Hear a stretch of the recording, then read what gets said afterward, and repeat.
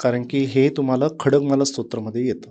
बरं. खडकमाला स्तोत्राचा जो आवरण आहे, जो म्हणजे आवरण आपण करतोय खडकमाला स्तोत्राचे, ते श्रीयंत्राकडे करून करतो आपण. आणि ते बरोबर. श्रीयंत्राकडे करताना लक्षात ठेवायचं, की जी मला पॅटर्न महाराजांनी ते दिलेलं आहे साधनेतून, मी ते काय करतो, की जे नावं असतील त्या ट्रायंगलला मी त्या पॉइंटला फोकस करतो. हं. ते फोकस करून तेच मोमेंट इंटरनली बॉडीमध्ये व्हायब्रेट होतात. म्हणजे तुम्ही बाह्यपूजेला बसलेला आहात. पण बरं. जर समजा तुम्हाला लक्षात आलं, की बाबा श्रीयंत्र जो माझ्याकडे समोर आहे, पण त्या श्रीयंत्राकडे मी बघून मला हे लक्षात घ्यायचं आहे, की ते सुद्धा आत आहे आपल्या शरीराच्या आत. मी बाह्य करतोय, पण बाह्य करून जर फिलिंग जर समजा आतमध्ये जर व्हायब्रेशन होत असेल तुम्हाला, तर 100% ते तुम्हाला तुमची जी ऊर्जा आहे, त्या यंत्राची ऊर्जा आपल्याला त्या मंत्रामध्ये सुद्धा आणि त्या स्तोत्रात सुद्धा आपल्याला अनुभवाला येऊ शकतं आपल्याला.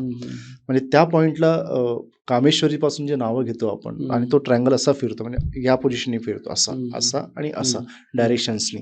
तर कामेश्वरी, भगमालिनी, वल्लीवासिनी जे काही नावं 16 जे नावं आहेत, 16 नावं आहेत, ते करत असताना आपल्याला त्या मूलाधारामध्ये सुद्धा जाणीवा व्हायला लागतात. आणि ते जेव्हा जाणीव व्हायला लागेल, तेव्हा तुम्हाला समजायचं की आपण प्रॉपर वेनी आपण चाललेलो आहोत चाललेला आहात. किंवा ती ऊर्जा आपल्याला ती हेल्प करत आहे.